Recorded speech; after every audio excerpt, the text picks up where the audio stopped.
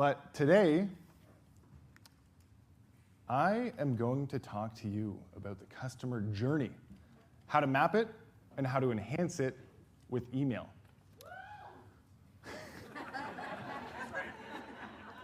Is what a customer journey map actually is, how to create one, and then how to enhance the entire customer journey with email. But bottom line, my goal here today is for you to walk out of here with a clear map of your customer journey so you can enhance it with email and make more money. Is that cool? Yes. Awesome. But the one thing that I did deeply study when I was at that SaaS company is the customer journey.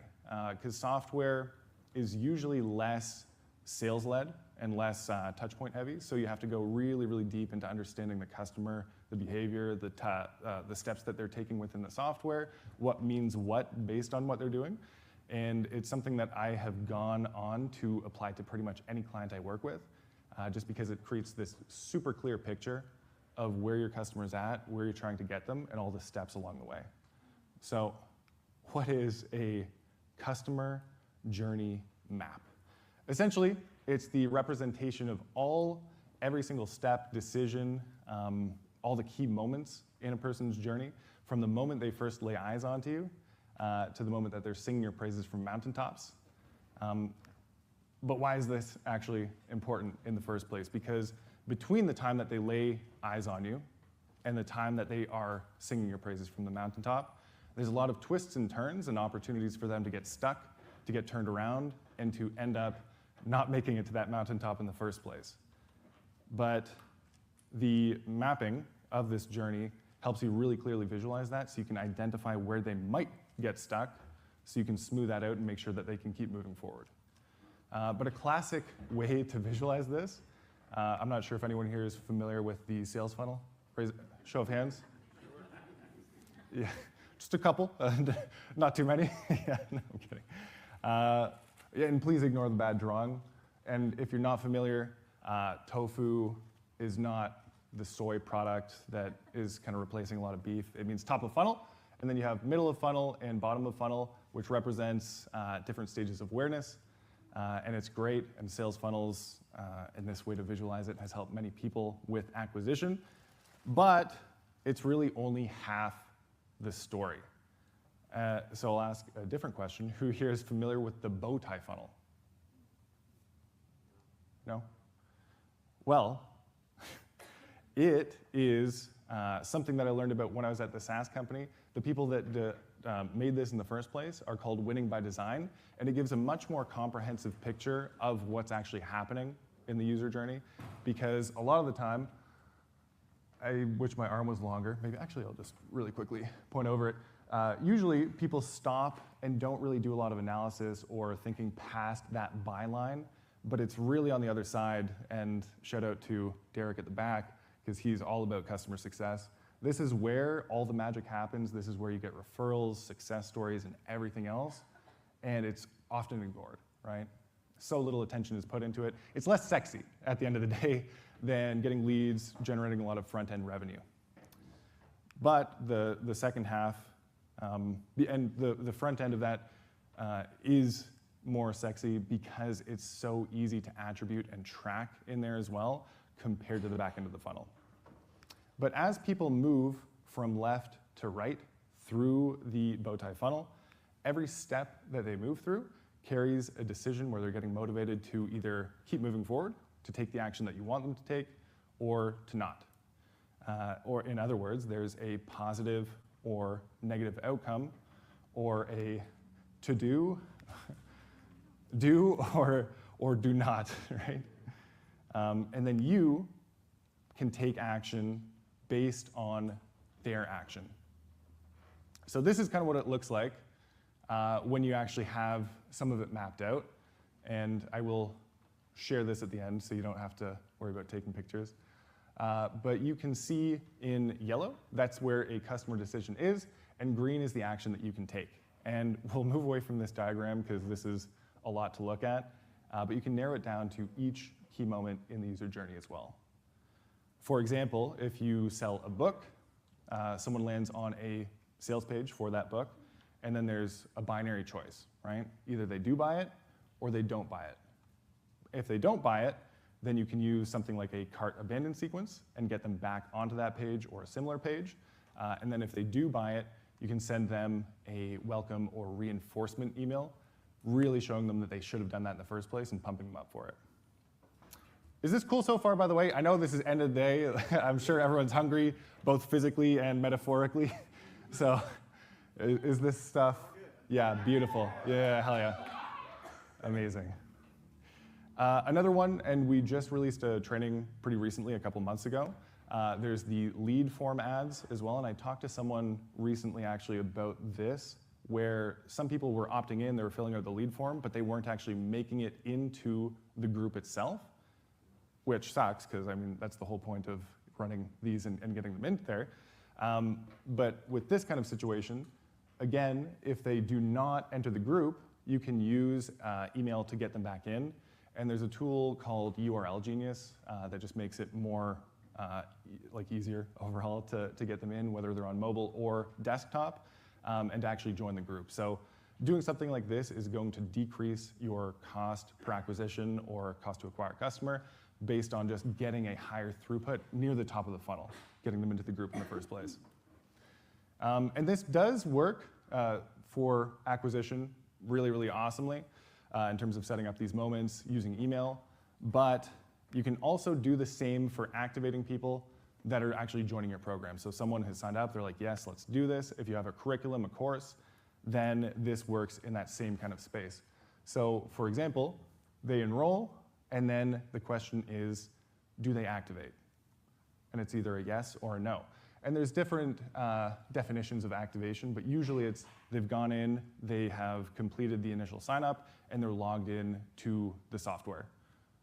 Thereabouts anyway. Derek is the person to talk to about a lot of this back-end stuff as well. But the main point here is it's impossible for someone to get to that point where they're singing your praises if they don't start in the first place. If they can't go through your program, if they cannot be successful because they haven't even started, then there's no chance that they're going to turn into a case study. There's no chance that they're going to refer you as well because they just haven't realized that value. And that's why we need to map our customer journey. But what you can do to make this a little bit easier, if you're not sure where to start on mapping these different key moments in the user journey, is I created a little template that you can use. And it has some examples of key moments that you can also map, whether you are just starting out or you are scaling up and running webinars and all that kind of good stuff. But yeah, we'll give it just 2 seconds here and keep on moving along. But some examples of key moments that you can actually map out in your journey is something like they've filled out a lead form. Right? That's the very, very top of funnel. They've joined your Facebook group, and that's a really good tagging moment, so you can actually see when people are doing this. They've booked a triage call. They've booked a strategy session. They have closed one in a CRM, and then they've actually activated as well. And there can be a lot of key moments that you can focus on that you can start to improve, but how do you actually prioritize key moments? Because there's a lot, and you're busy. I get that.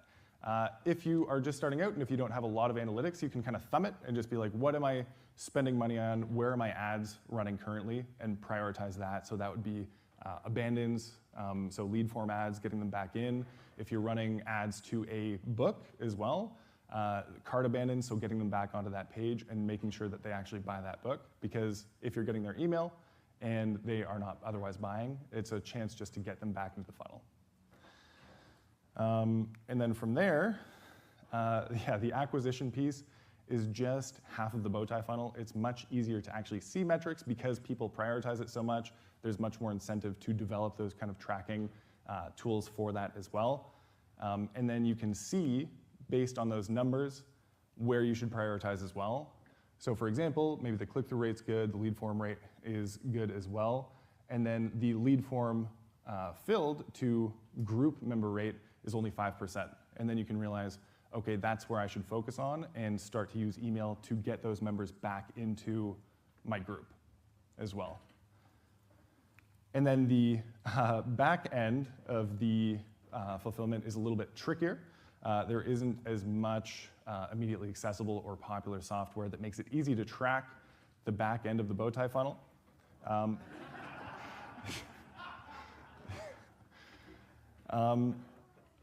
So from there, when you actually have these key moments mapped out, how can you trigger those key moment communications? Just give me 1 second here.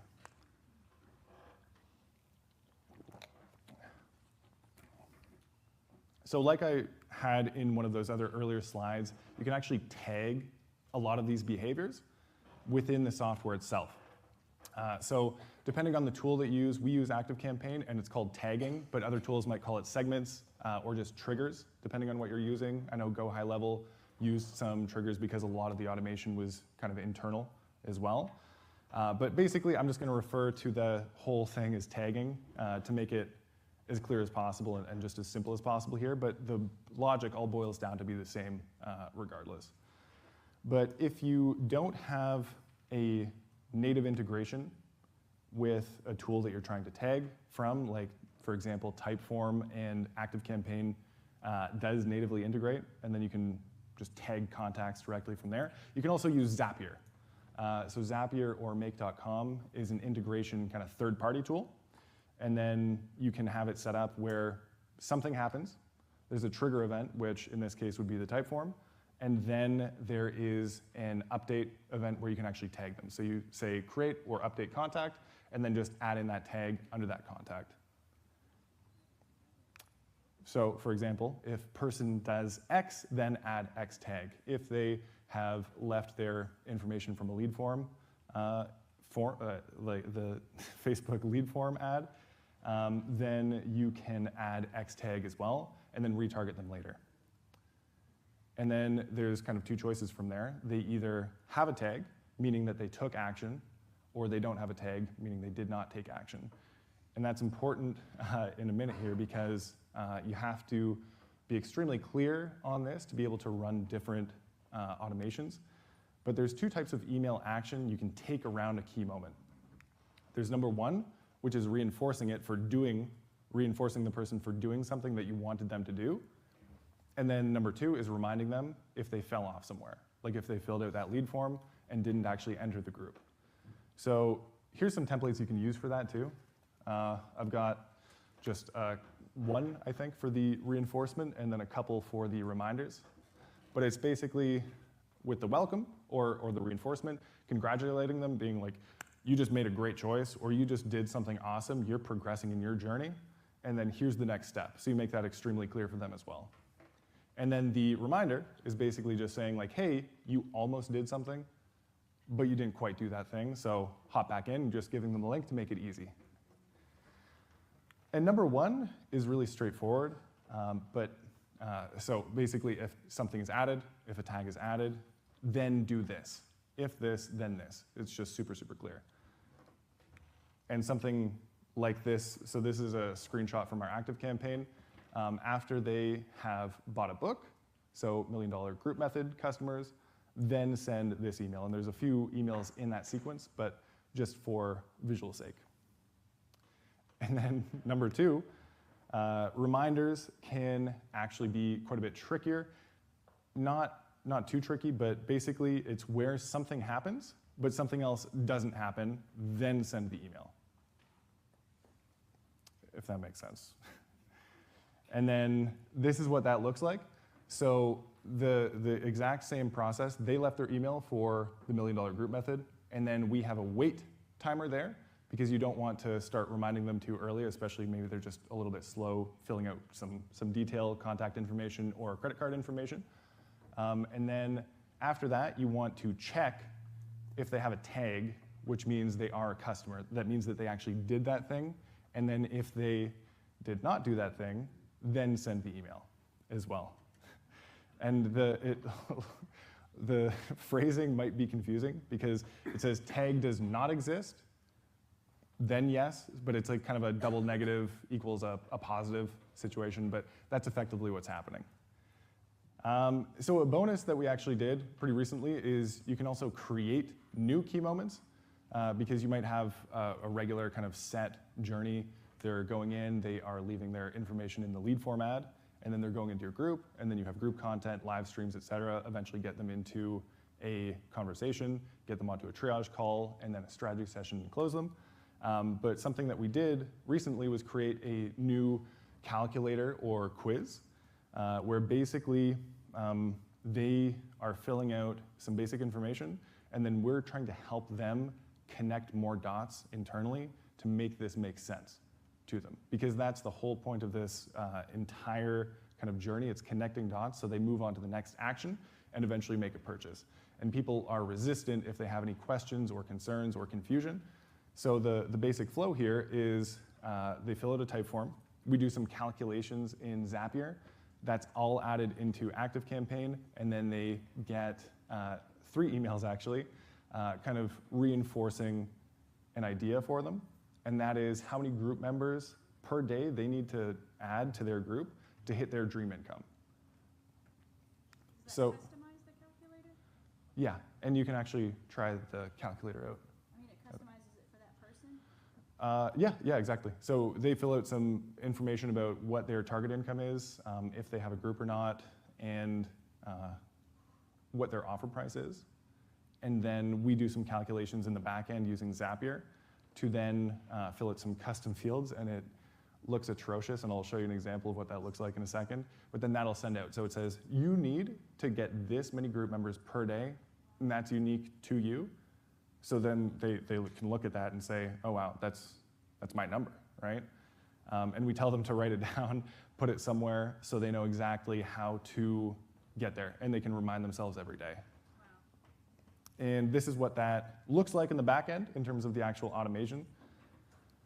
So the trigger, like I mentioned, they fill out a type form, which adds a tag, which adds them to this flow. And then I also subscribe them to a list. And then based on something that they filled out in the type form, they will either be added to the group that already has a group, or the group that does not have a group yet, or the segment that does not have a group yet. And yeah, they'll just get that email. And the main point about this is you can create other key moments that you want people to go through to connect the dots for them along the way. This is a little bit of what the email looks like in the back end, by the way. All those variable fields are where the information will go in, but then they'll receive an email that looks custom completely. So that's kind of what it looks like. And it's a little bit more complicated than normal, but feel free to ask me how to do it another time as well. And that's essentially it. That's the customer journey. It's all about adding those moments, mapping those moments, reinforcing the moments that you want them to participate in, and then making sure that you can help them get from that point where they're first laying their eyes on you to that moment that they're singing your praises from the mountaintop as well. And yeah, and the one thing takeaway from this whole thing is just really pay attention to your customer journey. Help people go in the right direction, and you're gonna make a lot more money as a result at a lower cost. So.